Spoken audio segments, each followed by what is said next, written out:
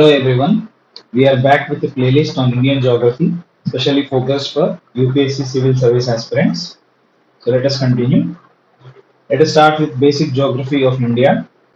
As the mainland India, we observe that this is a map, a political map for the mainland India, where we observe that the longitudinal and latitudinal extents ranging from 8 degrees 4 minutes north to 37 degrees 6 minutes north latitudes, which are ranging from Ladakh, which is because Jammu and Kashmir has been bifurcated to Jammu, Kashmir, and Ladakh.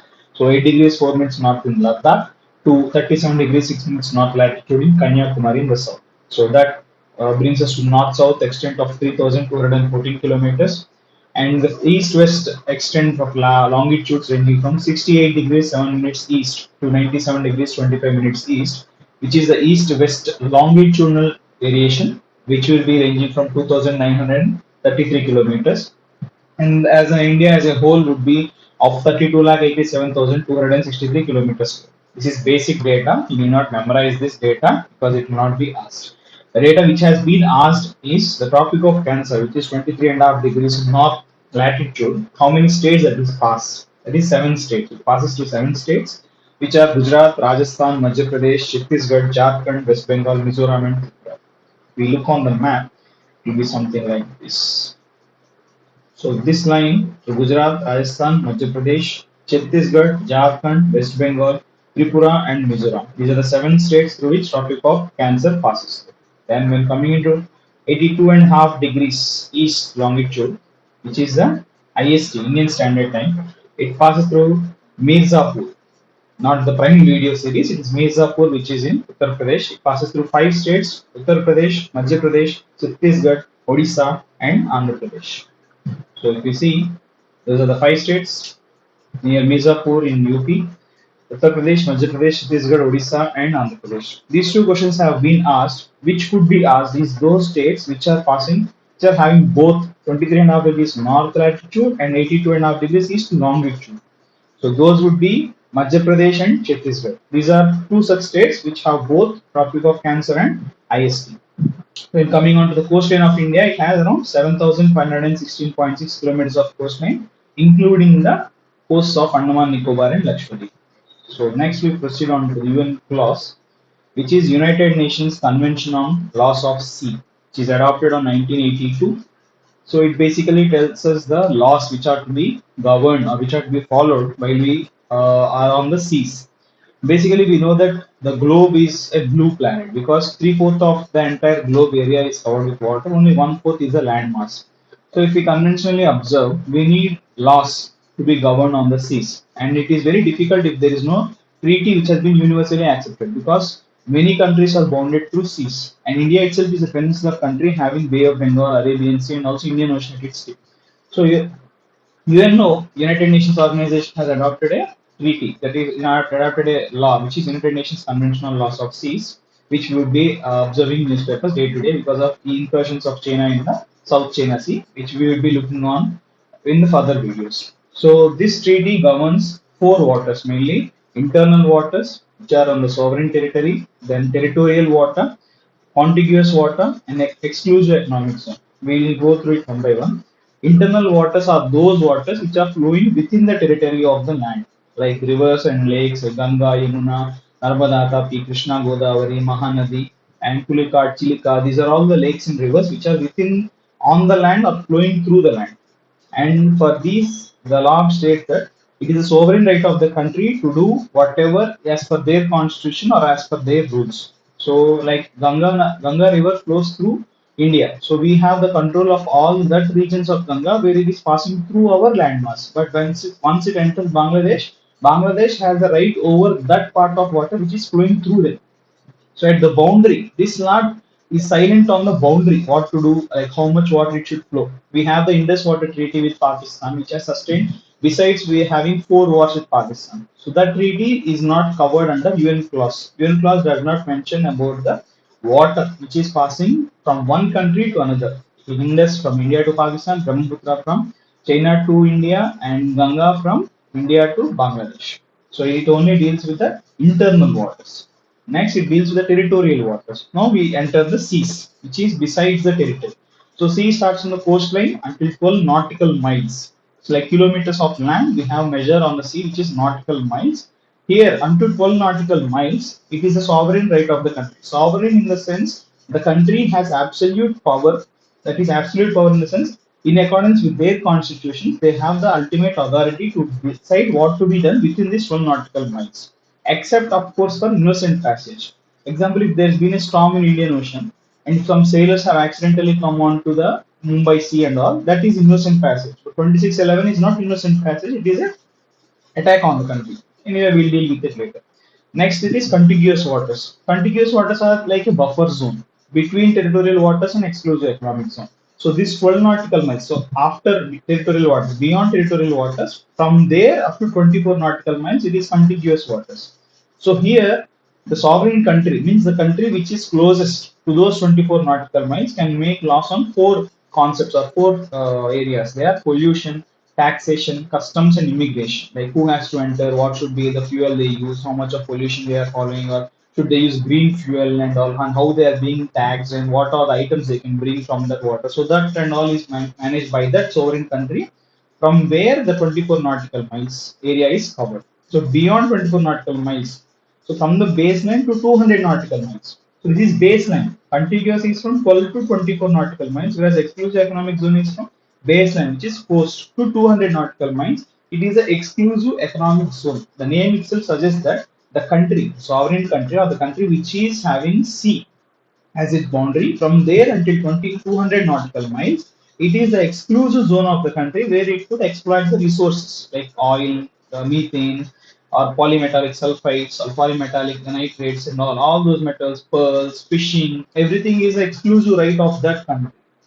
So that is the sole right of natural resources. They can use it. For foreign nations, there is a free will to navigate. So the ships and all they could easily navigate, need not take any permissions.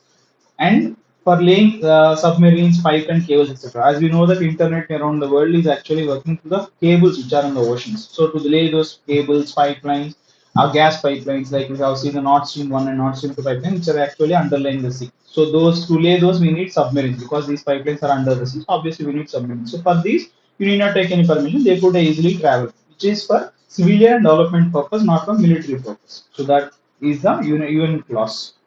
So India, as far as India is concerned, as I have already mentioned that we have the Arabian Sea in the west and Bay of Bengal in the east, and we also have the Indian Ocean. So UN clause actually is a treaty accepted for all, and this Lakshadweep Islands and the Andaman Nicobar Islands are actually benefit for us because it would extend our territorial waters and also our exclusive economic zone, which we could harness to extract many resources, which we are not actually doing right now. We are only using them for fishing, and we have set up small plants for refining at Gujarat, oil refining and all. So we'll discuss it in the later videos.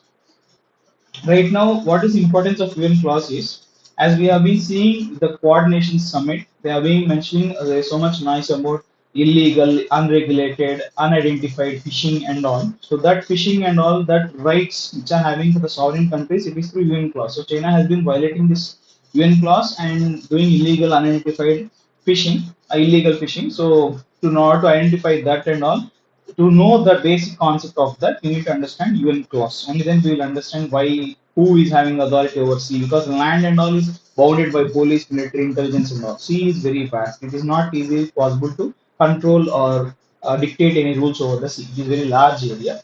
So for that, the nations have been agreed to upon a basic law and a treaty, that is UN clause.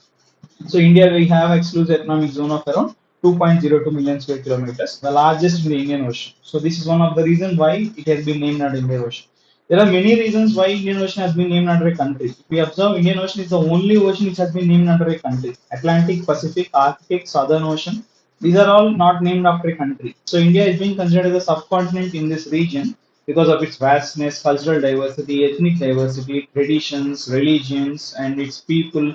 The population, almost 28% of world's population lives in India, and because of its various languages, various traditions, and one of the longest civilizations like Mesopotamians and also the Chinese, one of among them all are Indians. So we have the largest coastline, we have a great exclusive economic zone, we have varied resources, every and different type of climates, which we will see in the next video. the climatic conditions of India. So based on all these features, Indian country is being called as Indian subcontinent because of this prime motto or prime position of India on in Asia and on that region, that is our Indian Ocean region, has been named as Indian Ocean. So these are the main reasons why it has been named like that. So I have already mentioned the 82.5 degrees longitude. East longitude is the IST, Indian Standard Time for India. So we have already seen the states to which it passes through: Uttar Pradesh, Chhattisgarh, Odisha, Andhra Pradesh, and Madhya Pradesh also. So when we see that 82.5 degrees is somewhere here. So for the states which are in the northeast, so they lose the daylight time. That is, India, through its longitudinal extent, varies for 30 degrees. We know that 15 degrees of region is accounting for 1 hour variation in the sunlight. So, if this is very vast region, so the states of northeastern states, the six sisters and seven sisters and the little brother, the Sikkim, they actually lose 1 hour time. In order to get away from that problem, from 2014, Assam has been starting to unofficially follow a time or a time zone which is known as Chai Bagan time or Chai Bagan time zone. We already know that Assam is very famous for its tea estates and all. So that name has been come from tea estate time. Chai nothing but tea, Bagan is nothing but a bagicha in Hindi, that is a state or the tea plantation, and the time zone is being followed, which is 1 hour ahead of IST, so that they can make utilization of the sunlight which they are receiving. Because we know that sun earth is rotating from west to east. So sun appears to be rising from east, so eastern states, northeastern states are the one which are to receive first sunlight in India within our territorial boundaries. So when we come again to the Lakshadweep and Andaman Nicobar Islands, so Lakshadweep Islands are basically of coral origin. Coral origin like calcium carbonate, their decomposition there. You need not know about the origin, that is the coral origin, which they are not so stable, they are not the fixed landmass. They have been formed through coral deposits for millions of years, and that is an archipelago, which is an archipelago means a group of islands consisting of 36 islands with an area of 32 square kilometers, and its capital is Karavati. And from polity, we can understand that Lakshadweep is under the jurisdiction of Kerala High Court. And the population mainly consists of ST Muslims in Lakshadweep. So coming on to Andaman and Nicobar Islands, it is a large group of islands, Andaman and Nicobar. There are 572 islands in total, small and large, everything. The capital being Port Blair. Two major facts to be remembered about Andaman Nicobar Islands are: there is an island called Barren Island, which is India's only active volcano. So it is the only active volcano of our country, which is Barren Island, and one other island is Baratang Island, which is the only mud volcano in South Asia. The entire South Asian region is ASEAN, India, and all these regions, Bangladesh and Pakistan. This is all South Asia. So in the South Asian region, only Baratang Island is the one which is having a mud volcano. So if we are following current affairs, we can see as of December 2022, and if the current affairs is 21 uninhabited islands of Andaman and Nicobar have been renamed by the awardees of Paramveer Chakra. So one of the current affairs issue might be asked in prelims of 20. So we know that India, in its political boundary, when we observe, it is bounded by seven countries. If we come in the clockwise direction, that is from Pakistan, we can say it is Pakistan, Afghanistan, China, Nepal, Bhutan, Bangladesh, Myanmar. So these are the seven countries which are bounding India. And the nearest sea boundary countries are Sri Lanka and Maldives, the nearest ones through sea. And extended neighborhood towards the east, we have the look east policy previously, which has been converted into act east policy. So in the extended, we consider these countries as our extended neighborhood, like Indonesia, Laos, Malaysia, Vietnam, Philippines, Thailand, Singapore. Actually, the ASEAN, we consider the ASEAN to be the extended neighborhood of India: Laos, Cambodia, Vietnam, Philippines, Brunei, and Singapore and all. So, but we are basically concerned only about the land bounded region. This has been a frequently asked question with respect to UPSC, and we are also having a standstill with China with respect to LAC, line of actual control. We'll see what is the issue, what is the history of it, why has it arisen. So let us start with Afghanistan. So we have known that 15th August 2021, 15th August is our Independence Day. It's also a day for Taliban, which they have resurrected in Afghanistan. They have come back to power, unfortunately, which is not under our control.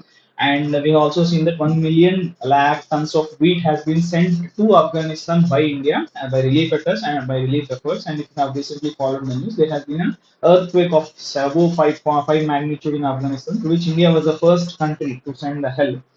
So if we observe the border, It is only 80 kilometers of border. So this is our map. So when we observe this, so this only region, see Afghanistan. So this is the thinnest region, and this is the only border, 80 kilometers. And your guessing is right. This is the POK, Pakistan Occupied Kashmir, Gilgit region, Gilgit Baltistan. So that is the 80-kilometer region which we have here politically, which is right now not under our jurisdiction, but hopefully we would like to recapture. So that is Jammu and Kashmir region. That is the state. Now the bifurcated Ladakh Union Territory, which is under POK's administration right now. And this line is a Durand line. If you have been following news, Afghanistan, Taliban, and Pakistan military have been at deadlocks with respect to the Durand line. This Durand line, when British era rule, we were India and Pakistan were one country under the name India. This Durand line was considered to be the border between India and Afghanistan. So once Pakistan has been bifurcated, Pakistan has inherited the Durand line to be its boundary, which Afghan Taliban do not recognize. We are not so concerned of it, but it is the line, it's Durand line. So one which we are so much concerned about is India and Pakistan. India and Pakistan, as you already know, before 1947, that is a partition. The horrors of partition has been the one single country which have been under the British rule, have got independence on almost the same day, which obviously there's time variation, but it's practically the same day, 14th August, 15th August at midnight, and we take it at 6 o'clock. So okay, let's leave it. Politically, when we come back, India and Pakistan, we are having a huge border, which is of 3,310 kilometers, and it is one of the most volatile border considered in the best consider this border to be the most volatile region after West Asia for any wars. They have a logical reason to it because we have fought 4 wars. We have fought in the sense we did not wage, we were compelled to fight. As you already know the history, but some points while interview you should be careful of the words which we choose. So in 1947 it is Jammu Kashmir war. So that is a big history. We'll make another video for that. 1947 it was for the land of Jammu and Kashmir between India and Pakistan. Pakistan has started to forcefully occupy Jammu and Kashmir. So India has to retaliate. India has to protect the territory. Maharaja Hari Singh. And in 1965, after 1962 war with India-China, we have a war in 1965, which is under Lal Bahadur Shastri. And post 1965 war, there is a controversy around Lal Bahadur Shastri's death, which we at Samarkand, while we are signing a peace treaty with Pakistan. That is one of the interesting things which we can make one more video of that. And 1971, which is Bangladesh Liberation War under Indira Gandhi, and 1999 is the Kargil War, which is under Prime Minister Atal Bihari Vajpayee. It is good to remember the prime ministers. So it might be asked because it could be the ideology of the prime ministers who have been in power at that time. So coming back to the geographical aspect of it, and in this 3,000, around 3,300 kilometers border, you need not remember the exact number, but 3,300, more than 3,300 or around 3,300 would be an appropriate word to state in an interview or also in our answers. And we can say the states or the union territories which are bordering Pakistan are Gujarat, Rajasthan, Punjab, and the union territory of Jammu, Kashmir, and Ladakh. So I just mentioned J&K, but it's J&K and UT Ladakh. So this line, the boundary is the Radcliffe line. So these are Durand line, Radcliffe line, McMahon line. These are nothing but the Britishers who have actually designed that line. They are just named after their name, who have drawn out the boundaries between the two countries. The Radcliffe line is nothing but one of the Britishers who have given this line to be the boundary between India and Pakistan. Then, with respect to the LOC line of control, through Gujarat, Rajasthan, Punjab, we have a similar line, but as you already know, POK, Pakistan occupied Kashmir, and it is a different line in that, which is not shown in our official map. So LOC, which have in the Shimla Agreement in 1972, it is not constituting the legally recognized international border. It is not the legally recognized international border. Why? Because India officially has a different map, Pakistan has a different map. In ground reality, LOC is different. So this particular line has not been actually accepted internationally. So different. Whenever China is happy with Pakistan, they say that Arunachal Pradesh is in China, Jammu Kashmir is in Pakistan and all. And when US is angry with India, they show Jammu Kashmir to be under Pakistan. So it is all this politics, geopolitical issue. And but actual LOC is when you talk with the soldiers. So what we consider as aspirants is the official map of India itself. And with respect to Shimla Agreement, we have a line of control which would be the boundary as just in time until we later until we gain LOC or POK back from Pakistan. So one of the interesting fact which would be asked in UPSC is this. The word coal. Coal is nothing but a pass in a high mountain, is also called as coal.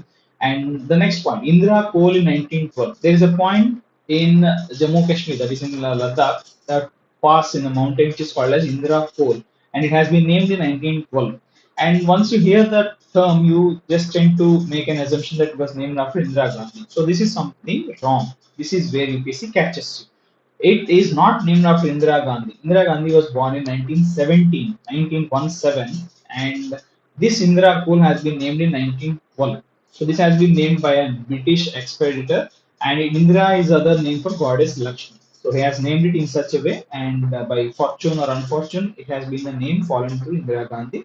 So don't just be under the misconception that Indira Gandhi's name was given to the coal. Indira Gandhi was born in 1917, whereas Indira Coal has been named in 1912, which we were under British Raj. So NJ9842 is a demarcated point for LOC in Siachen Glacier. Siachen, as you know, is the coolest or the snow-capped region of our boundary with Pakistan. So in that region, NJ9842 is the point. As we can see the border points, this is the demarcated point for LOC in respect to Siachen.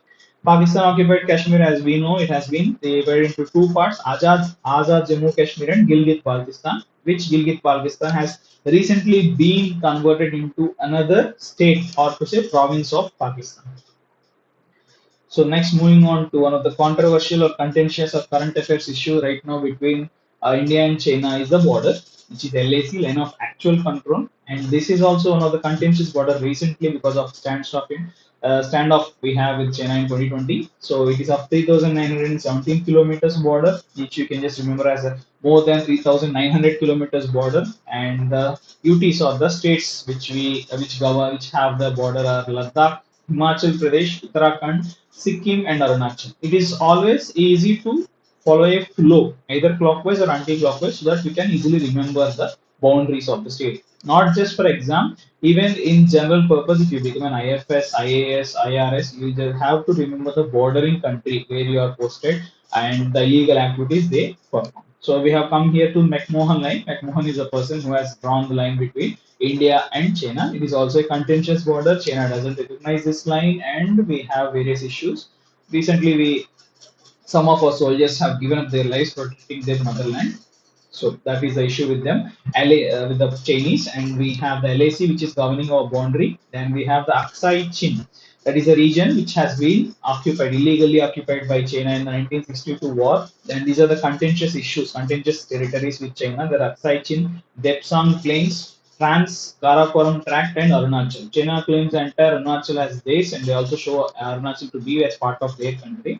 And in 1962 war, 20% of Jammu Kashmir has been illegally occupied by China, which is called Aksai Chin. And Pakistan, it has it has transferred some parts of the illegally occupied regions of Jammu Kashmir, that is Pakistan occupied Kashmir, to China under the Trans Karakoram Tract, which India of course does not officially recognize. India completely rejects this tract or pact through which Pakistan has ceded some territories of India.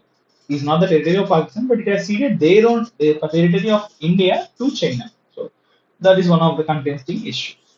So moving on to less contending issues or less challenging issues or some of the friendly neighbors of ours, India and Bangladesh. So one of the important points to be remembered with India and Bangladesh is we have seen that India and China having around 3,300 kilometers of border. India and Pakistan having around 3,300 kilometers of border, and India and China having around 3,900 kilometers of border. But India and Bangladesh are the two countries which have the largest border.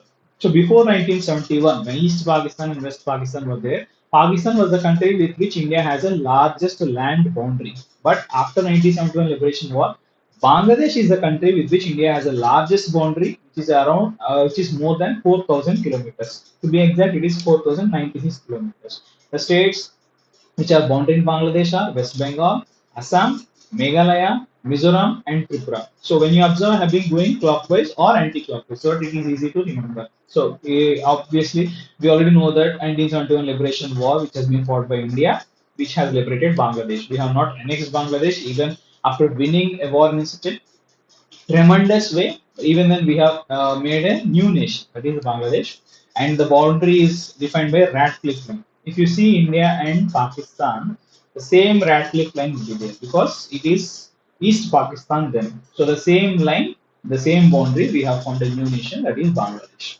So we have some enclaves were there between India and Pakistan. Enclaves are the territories of other nation which are completely surrounded by another nation. Like in India, if there is a circle in Madhya Pradesh or in West Bengal, so suppose that if there is a circle in between West Bengal, so if that circle region is belonging to Bangladesh, but it is completely surrounded by India.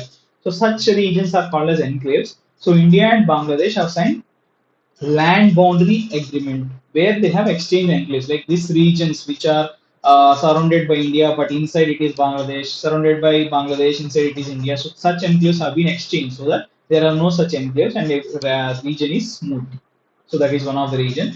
And with respect to contentions, like we have a boundary disagreements with both Pakistan and China. With regarding to Bangladesh, we had a boundary disagreement with New Murray Island. New Murray Island, which was in the Bay of Bengal region, which is South Talapati, two names, which has been contested between India and Bangladesh, but now it has been submerged due to climate change. So there is no island itself. So there is no differences of opinion with respect to boundary. Whatever was the contention that has submerged due to climate change. So there is no issue between India and Bangladesh with respect to border. We are peaceful nations. Only issue between India and Bangladesh is between river sharing, the Tisa river sharing, and all of the rivers. So many rivers flows to Bangladesh from India. So that is a kind more challenging issue between India and Bangladesh to be solved in the near future.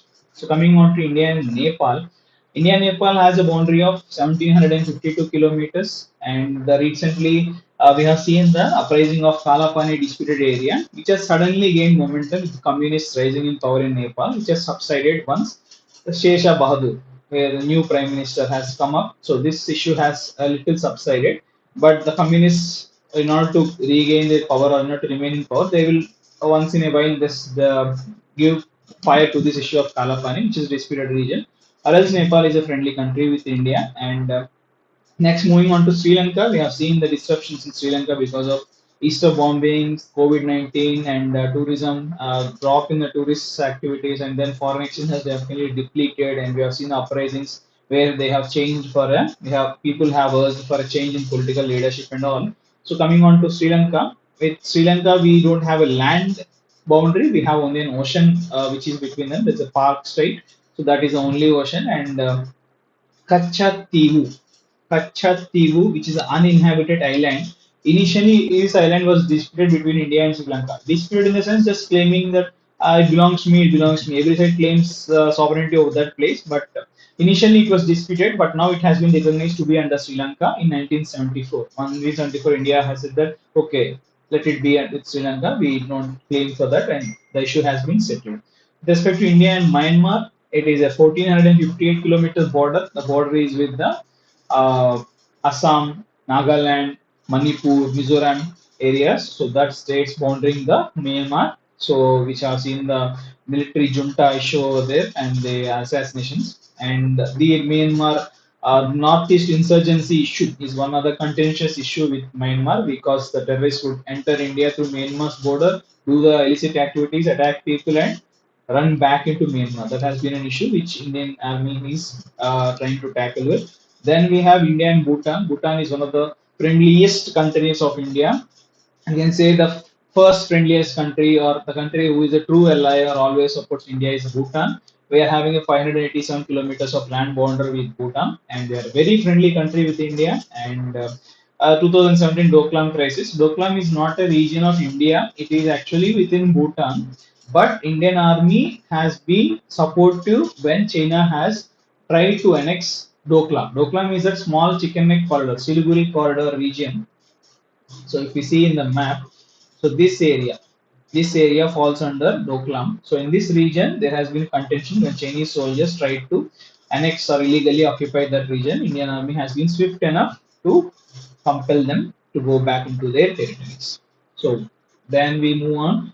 When we see the states, we have seen the states having international boundary or coastline. Some of the states which do not have international boundary and coastlines are Madhya Pradesh because the name itself suggests Madhya Pradesh, which is in the middle of the country and also doesn't have any international boundary or a coastline. Then Chhattisgarh, which has previously been part of Madhya Pradesh, later being bifurcated. then Jharkhand and Haryana, and Delhi, which is UT, which is also not having a international boundary or a coastline. So they don't have international boundary and coastline. Here, if we observe Madhya Pradesh and Chhattisgarh, this has occurred twice. So Madhya Pradesh and Chhattisgarh, they have Tropic of Cancer passing through them. They have 82.5 degrees east longitude passing through them. And these are two states which do not have a land boundary with international land boundary or a coastline.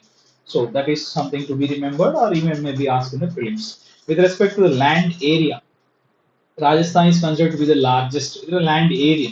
So as you see in the map, Rajasthan is the largest state. Then comes Madhya Pradesh, then Maharashtra, then Uttar Pradesh. See, Madhya Pradesh, Maharashtra, Uttar Pradesh, in land area. But when coming into population, it is Uttar Pradesh, which is the most populous state of our country. Reason being the fertile Ganga plains, which provide occupation to many people, like agriculture. Rajasthan being a Thar desert, obviously everyone understands that the population is not so huge here because ancient civilizations or any civilization definitely requires water for its survival or for any other economic or agricultural activities. So once when we go through a glance, India having large extent 23.5 degrees north, which is Tropic of Cancer, passes through seven states: Gujarat, Madhya Pradesh, Rajasthan, Chhattisgarh, Jharkhand, West Bengal, Mizoram, and Tripura. 82.5 degrees east longitude, which passes through five states: UP, Madhya Pradesh, Chhattisgarh, Odisha, and Andhra Pradesh. Chhattisgarh and Madhya Pradesh are two such states which have Tropic of Cancer passing through them. IST 82.5 degrees east passing through them, and they are also two such states which do not have an international land boundary or a coastline. Thank you for watching. Until next time.